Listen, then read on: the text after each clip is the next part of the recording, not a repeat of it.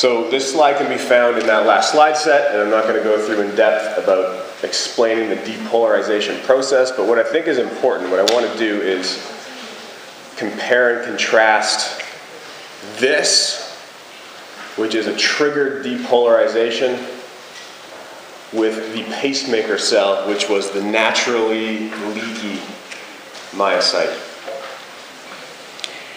So, in understanding how pacemakers control the cardiac cycle, this is a new slide. It's not in the slide set on Moodle, it's just to put some of these points together in an order that I think makes sense. Cells depolarize naturally. The cardiac myocytes especially are leaky. And some of them preferentially depolarize faster than others. So we have a cardiac myocyte here, and every time you see a spike, it's depolarized, it sends out an action potential, it's triggered. Right? Some of these cells depolarize more quickly, and then others, as you can see here, are a bit slower. Some of them are very slow. And it's the ranking or the hierarchy that's important. So in healthy individuals, the sinoatrial node is the fastest. The SA node depolarizes naturally at a faster pace than any other cell in the heart. And so those slower cells are overridden. The SA node dictates the pace because it's the fastest.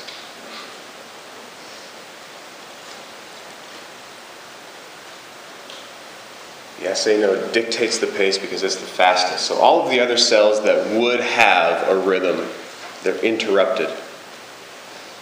Every time the SA node triggers, it sends out an action potential that interrupts the other cells in the heart. Let's see if I can time this. So what happens when it's interrupted,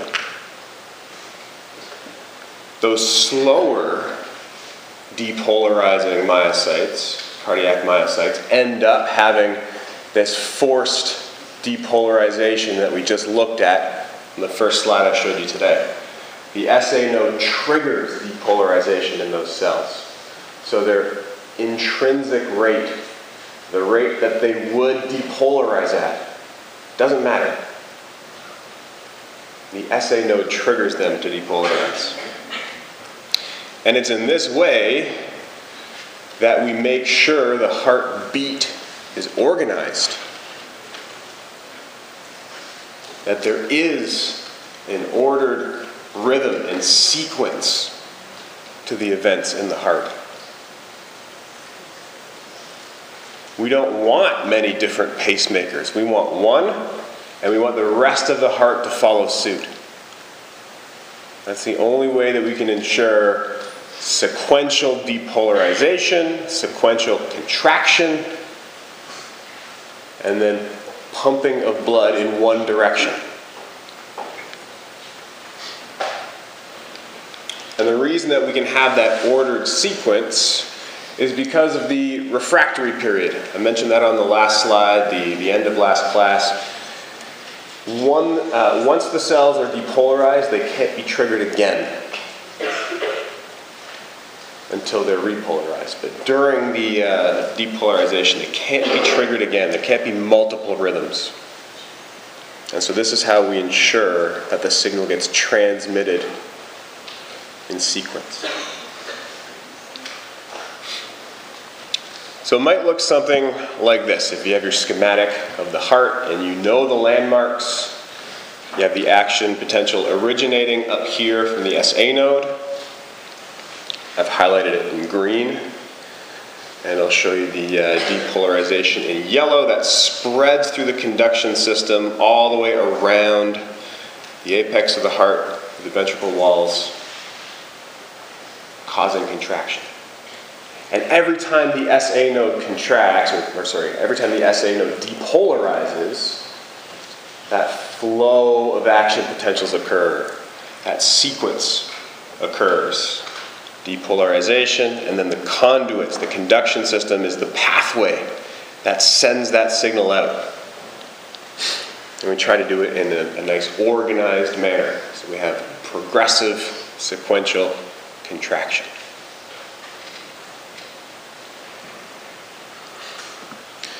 Now I want to take just a quick moment and flip over and show you the conduction system in a bit more detail, because we've seen this. We've seen that slide a number of times, that two-dimensional slice with the interventricular septum and the pathways wrapping around the outside. But what we don't appreciate, I think, is how the nerves wrap around, not just in two dimensions, but into and out of the ventricles as well. So this is the heart as it would be working normally. And the conduction system, actually, it's kind of hard to see. I was trying to think of what way would best represent the conduction system. You can see some of the items shown here. Well, let's just get rid of the heart. I think that might help. So this is the conduction system. You can see the SA node up at the top where the signals originate. It's a little hard to manipulate now. The AV node that relays between the atria and the ventricles. Now normally the signal between those two spreads across the walls of the atria. There are also specific pathways. The conduction system is continuous. And if you're interested, it's called the internodal tract. Between nodes, and tract we know is a series of nerves that carries a signal. Internodal tract. And then what's not so easy to make out is the difference between the ventricles. I want to try to get you to see. There, so if we're looking, this is the apex facing you, coming out of the screen. And you can see on the right-hand side what would be the right bundle branch. And the left-hand side, that cluster of nerves, would be the left bundle branch. And so we often just see this as a slice horizontally in this picture, with flat nerves going down the septum, and that's it. And then wrapping around the outside of the ventricle, and that's it. But they wrap anteriorly, they spiral through the walls of the ventricle, they wrap posteriorly to make sure that that action potential sent from the SA node reaches all tissue in the heart.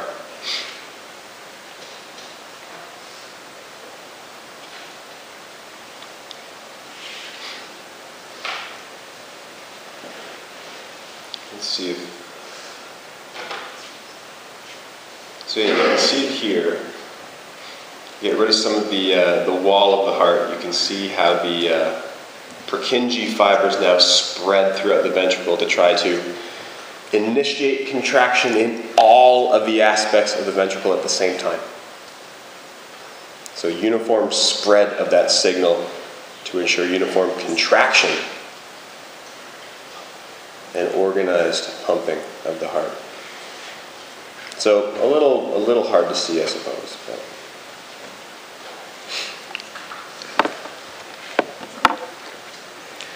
That was one of the things that came back on the evaluations that you found pretty helpful, so I thought I would show you that. Now what I want to do today, the only thing that I really want to do today is go through the cardiac cycle and organize all of the elements of the cardiac cycle. And that's it for lecture material. And so when I say cardiac cycle, I mean everything that's involved in loading and pumping blood. Everything that's involved in the heart filling with blood and then delivering that blood to the periphery. And that would be one cycle, or one heartbeat. And that cycle repeats over and over and over again It should. You hope that it does. If it doesn't repeat over and over again, then you're dead. It repeats sequentially, one right after the other, until you're no longer breathing. So one cardiac cycle technically starts with systole of the atria, followed by diastole of the atria. And you know systole is the active contraction of part of the heart, and diastole is the resting or relaxation phase.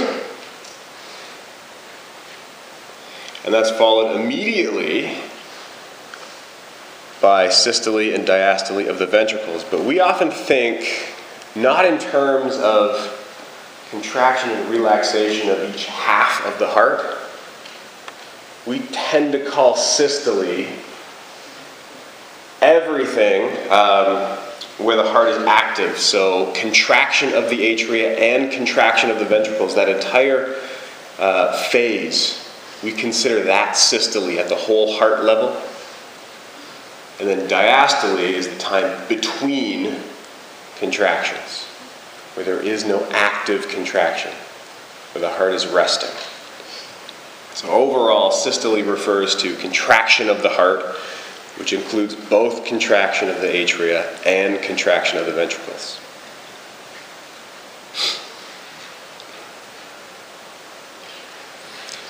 And we're going to touch today on 5 elements. 5 different ingredients for the cardiac cycle. And these all work together. We're going to go through them one by one, focusing on one element at a time. But if you follow the numbers on the slides, you'll notice they're not sequential. The numbers in your book, you'll notice they don't stick with one element. They jump all over the place. It's because they're all interrelated and they all work together to organize the cardiac cycle appropriately. So we'll look at electrical events, pressure changes, the sounds, volume changes, and then the mechanical events or the phases of contraction. And remember, we're trying to relay this back to a pressure gradient causing flow, moving blood, always from high pressure to low pressure. So how is that pressure gradient created? Where is it created? How would blood flow as a result? That's what we want to think about. Now this is a great point to start off with because you've got experience with an ECG. You know what a lead 2 ECG looks like. We learned in Lab 2 last week what all the elements of the lead 2 ECG meant or reflected or referred to. I want to show you, this is the general setup of all the slides that we're going to look at in the cardiac cycle.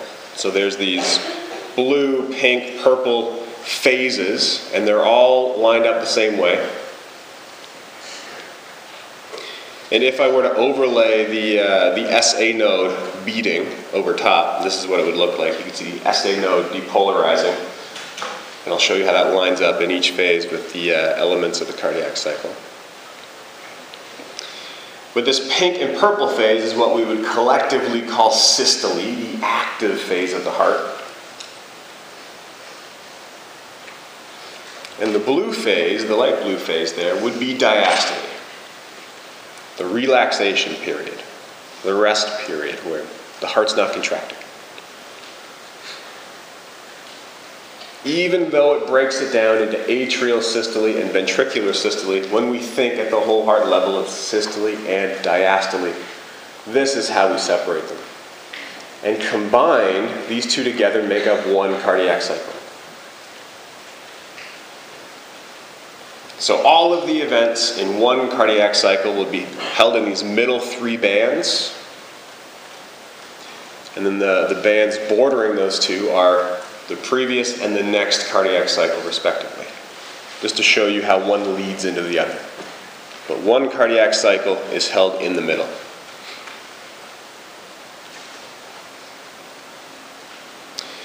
So this repeats always. Here we're isolating it, and we're also referring to the left ventricle in this case, the left side of the heart, the left atria and the left ventricle. So pressures, some numbers are specific to the left side. The valve valves that we talked about are specific to the left side, but the exact same changes happen on the right side of the heart. The right side and the left side pump at the same rhythm, and they pump the same amount of blood with every single beat. If they didn't, your heart would either empty or fill with blood and burst. That's not possible. They have to do it at the same rate and move the same amount of blood. So at the end of the previous relaxation phase, we get this indication that the next cardiac cycle is going to start.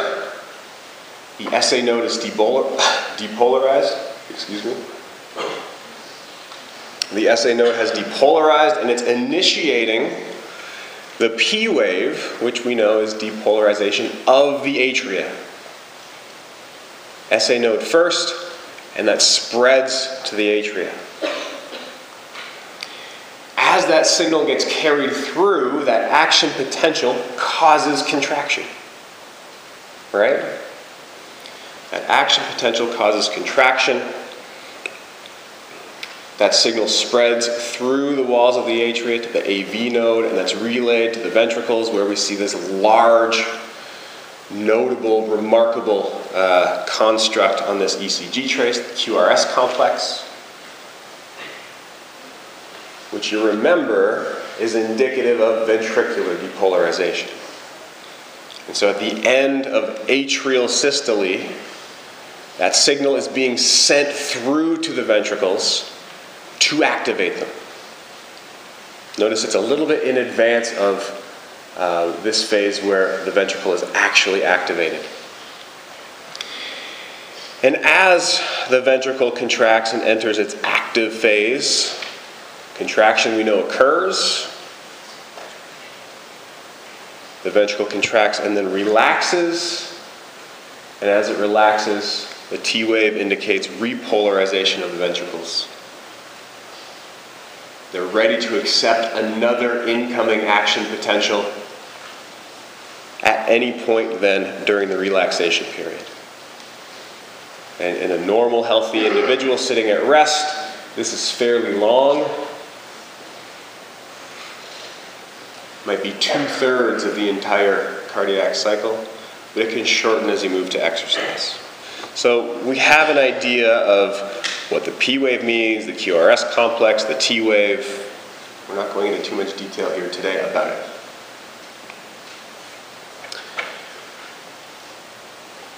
If this initiates contraction, and if contraction generates pressure, now we want to connect those two elements. How are pressure in the atria and the ventricles altered by those electrical signals?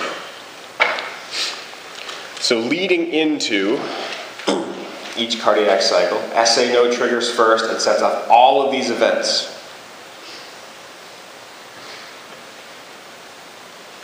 Leading into one cardiac cycle, pressure is pretty constant. It's not changing very much, and it's stable. It's a basal pressure. Everything is at its normal resting pressure. And I want to draw your attention to the colors. I've added little lines over on the right-hand side to show you what is what. Pressure in the aorta is red. Pressure in the left ventricle is blue, where the atria is green. I notice there's a pretty big difference between pressure in the aorta and then pressure in the heart. Also notice pressure in the ventricle is lowest pressure. So it's the destination for all blood as it flows. It has the lowest pressure. That is the end point. Blood flows from high to low pressure. It's going to the ventricles. Pressure here is lower than in the atria.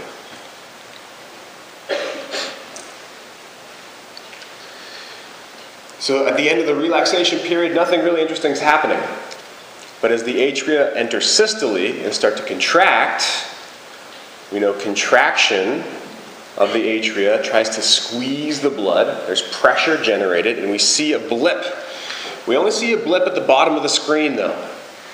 Atria contracting don't affect the aorta. Of course not. But pressure in the atria and the ventricles goes up slightly. It goes up a little bit. And it goes up in both because the AV valve is open. They're effectively one large chamber. They're connected at this point.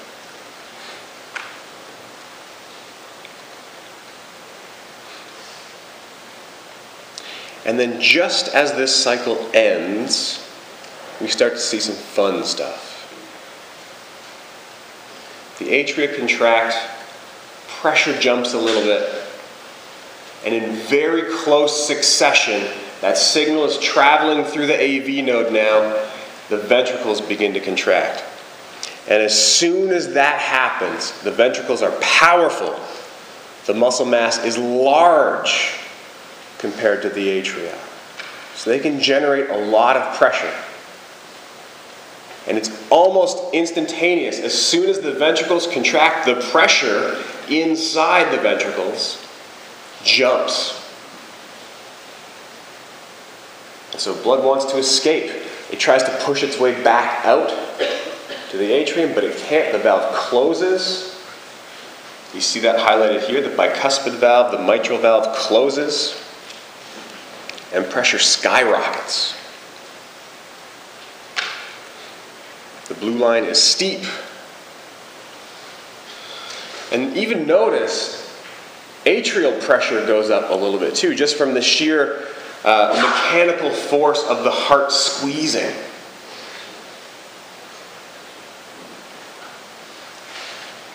So pressure rises.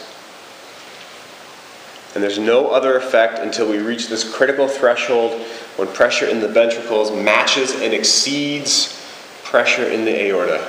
And at that point, the aortic valve opens, blood is ejected, pressure builds, contraction is still happening.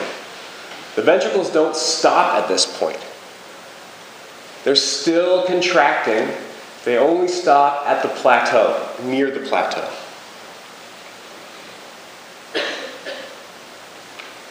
So both are open, pressure equalizes, contraction ends right near the top of this plateau.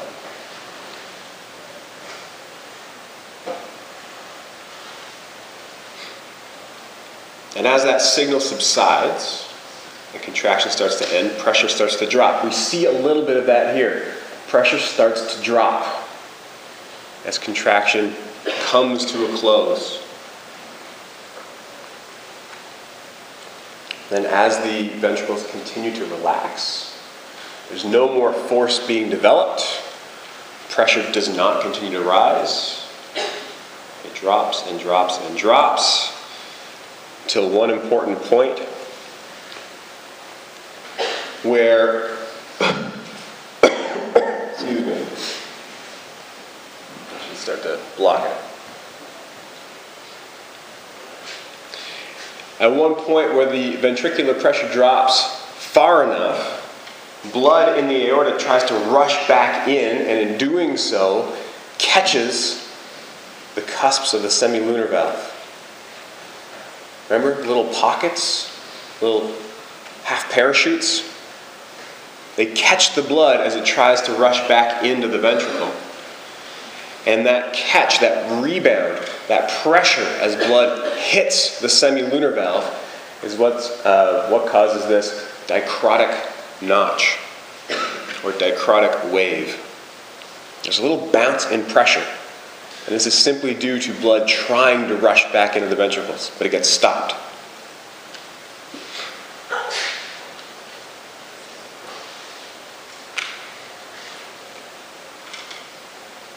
At that point, everything relaxes. Pressure drops gradually across all of the aspects of the heart.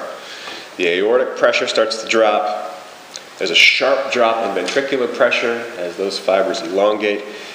And eventually, pressure drops to the absolute lowest point again. And when that happens, pressure in the atria pushes open the mitral valve so it can refill.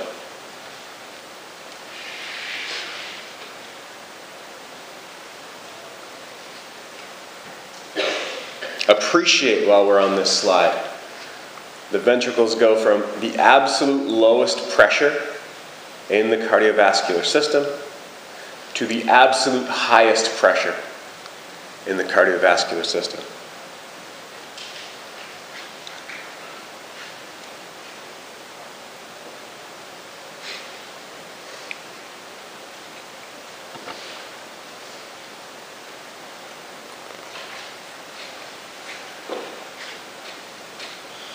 Any questions about this?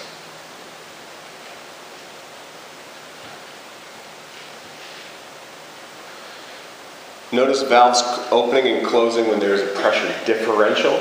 And if there's a pressure differential, there is blood flow from high to low. Now that was a fairly complicated series of slides. This one's not. The sounds that accompany changes in pressure, the sounds that accompany the ECG trace, the characteristic lump dub, lump dub, lump dub, can be seen, visualized here, and they are all a result of turbulence in the blood when valves close. Turbulence in the blood when valves close. Normal smooth flow, Matt's alluded to this in lab, it's called laminar flow. It's very smooth and it's silent. And in the vessels, when they're unobstructed, that's the kind of flow that we would expect. In the heart, when there's an obstruction, like a valve closing quickly, it disrupts the normal flow of blood, and that turbulence is what you hear. So the characteristic two that are easy to pick out are S1 and S2. S1 is when the mitral valve, in this case, is snapped shut when the ventricle starts to contract. Blood in the ventricle tries to escape, but it hits the valve that prevents it from entering the atrium. And the second sound is when the pockets of the semilunar valve catch that blood before it can backflow into the ventricles.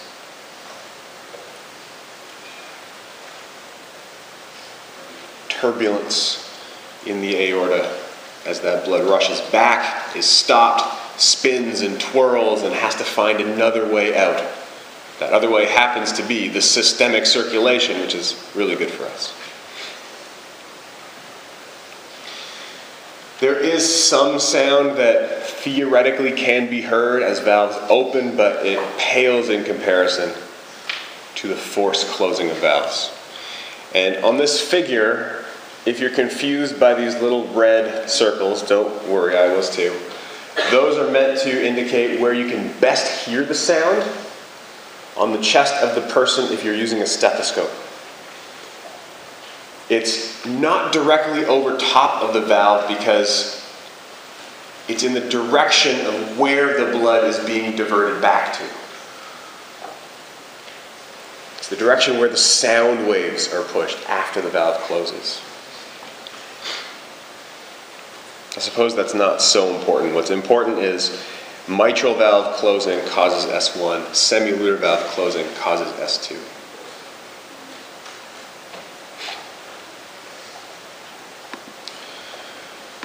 So how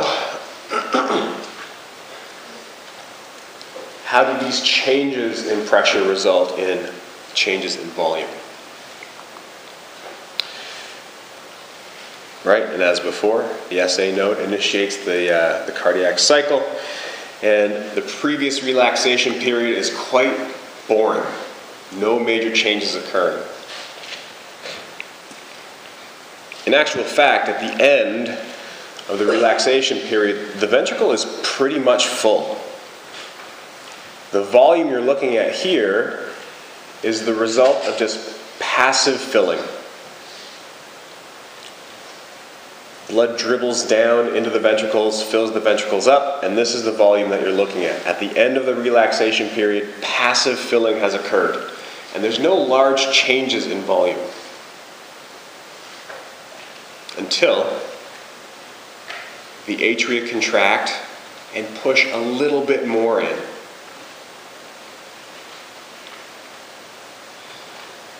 And they do a pretty good job. They can add 15 or 20%, about a fifth a fifth or a sixth of the volume that ends up in the ventricle gets added right at the end. 15 or 20% gets added by the atria. And we see that corresponding uptick in volume here.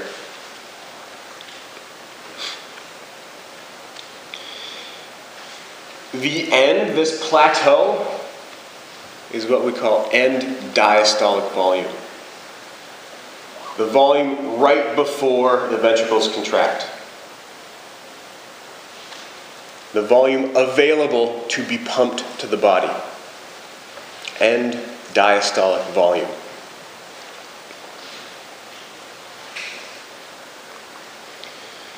That is as full as the ventricles ever get. And as they contract, shorten, build pressure, and eject blood, volume only drops.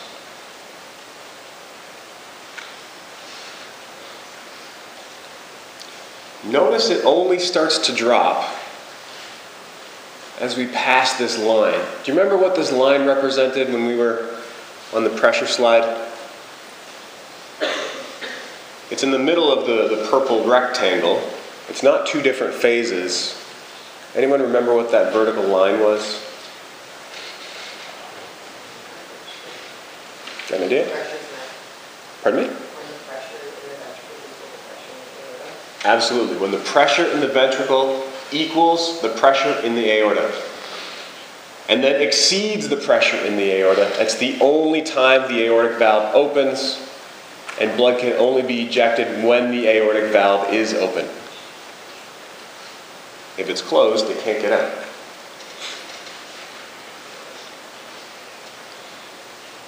So we see this progressive expulsion of blood, initially quite quick, and then the ventricle squeezes and tries to get as much out as possible. This last value, as empty as the ventricles ever get, is called end systolic volume. At the end of contraction, the volume that's left over. End systolic volume.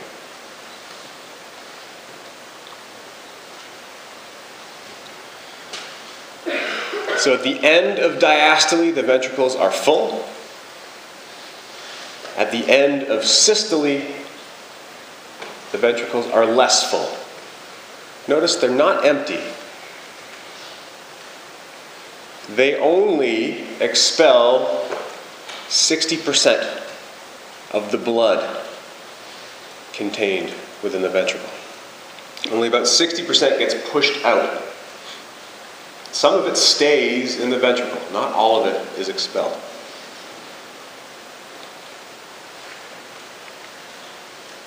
And we have the relaxation phase over on the right-hand side as the ventricles start to fill again. Pressure's low, passive filling, volume creeps up and eventually plateaus. Plateaus when no passive filling can occur, and gets topped up by the atria at the beginning of the next cardiac cycle.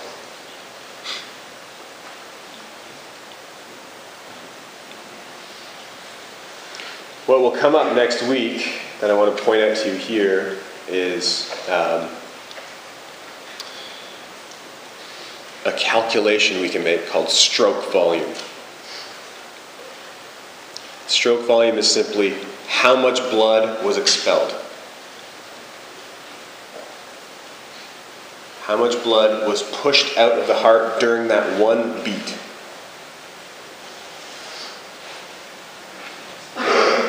And stroke volume is the difference between a full ventricle and a less full ventricle. It's the difference between end diastolic volume and end systolic volume. Here it might be something in the order of 50 milliliters. It's the height of that arrow. Stroke volume. How much was pushed out with one beat.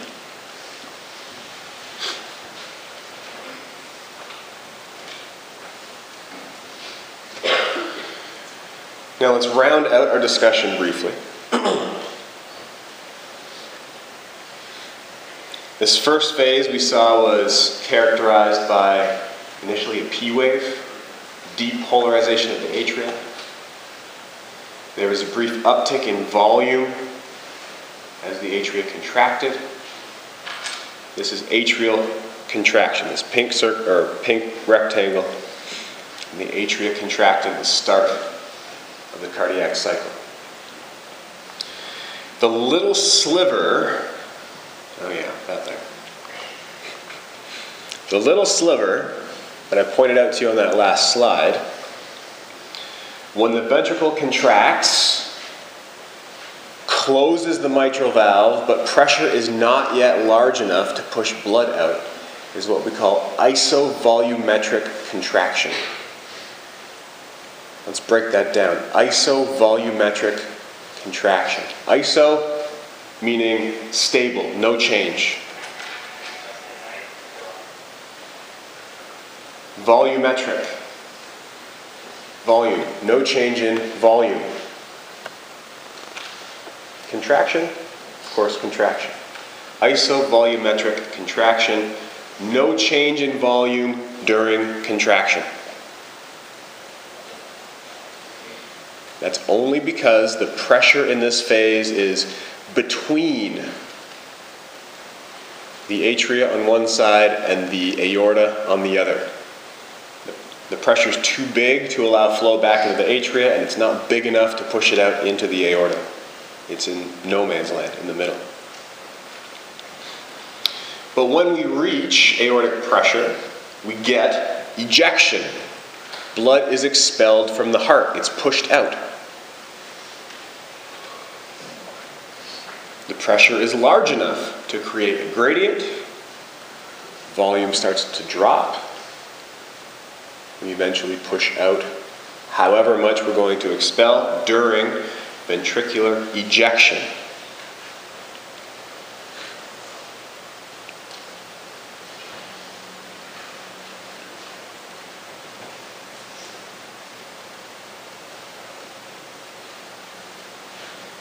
As the ventricles start to relax, we run into a very similar problem as pressure drops, where no blood can move in. Blood tried to flow back in from the aorta, but the semilunar valve caught it.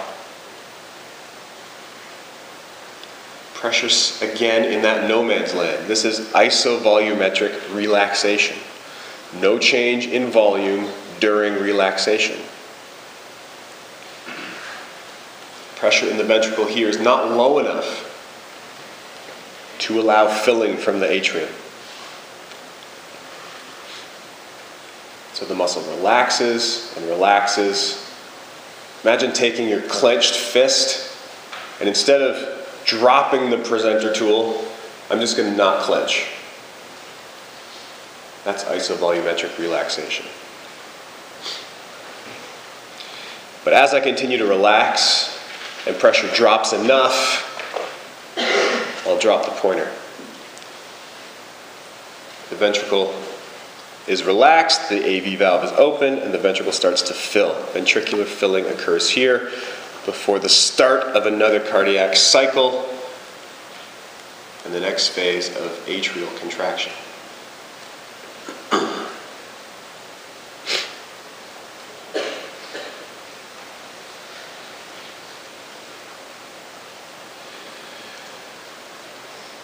So that seems, maybe it seemed, somewhat slow and deliberate, but it's easier than looking at the slide all at once, like it's presented in your book.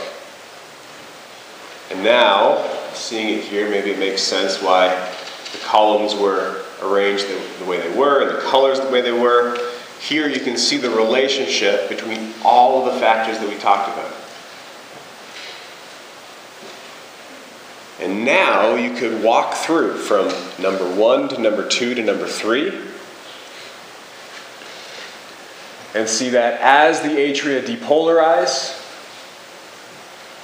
that causes atrial contraction. Atrial contraction makes volume in the ventricles increase, and it closes the bicuspid valve. Or sorry, no, that's wrong. ventricular contraction close to the bicuspid valve. But my point is you can walk through in sequence now and describe the order of events in the cardiac cycle. I would highly encourage you to try to do that. I'm not going to ask you necessarily, what was number 11? There is no number 11. What was number 6 on this diagram? I'm not going to ask you that, but if you can walk through and explain what each sequence, what each step was in sequence, you'll be prepared for some of the questions on our test next week. Is it next Friday? It is. Wow.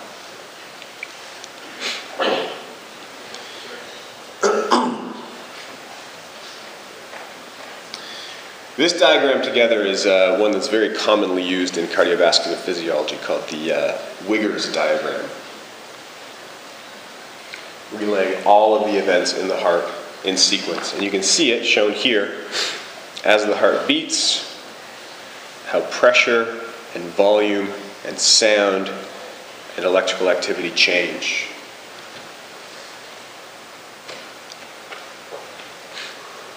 I think that I included this in the notes on Moodle so that you can present this and try to make sense of it on your own as you're looking through it. It's kind of mesmerizing if you stare at it for a long time.